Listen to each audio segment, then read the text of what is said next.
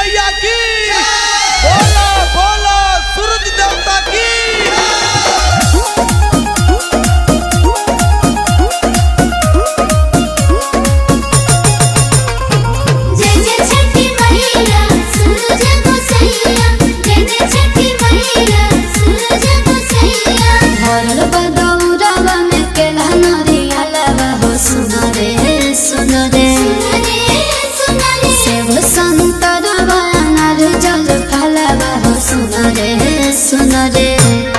सुना से पुलिस ज्यादा धादी चुनरी ओढ़ाता दादी दौरा के ऊपर जरा दिया घाटे बोला दादी सूरज को सैया जल्दी पियरे पहिरला एहु पिया जल्दी पियरे पहिरला एहु पिया जल्दी पियरे पहिरला।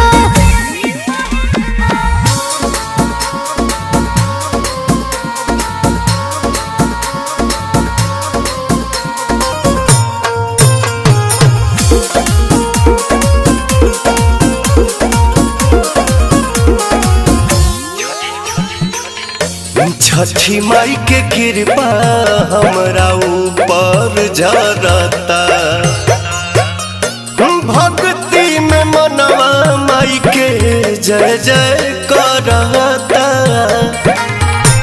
तो सोढ़िया पहिरने निमने निमने कुल्हिया सोटने निमने निमने कैले तू बारू बारा रही हा जुग जुगले करा बिहसत हमनी के रही जिया दे दे होई तो कैसे रख दिया ये जल्दी पियरे पहिरला एहु पिया जल्दी पियरे पहिरला एहु पिया जल्दी पियरे पहिरला।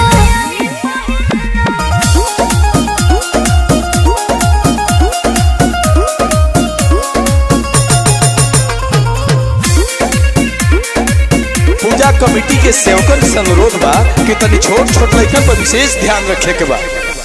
लौकता न बबुआ बोल गईल बा कहाँ कोसिया के उखिया कलसा धईल बा कहाँ बोला सुना दादी बबुआ संगे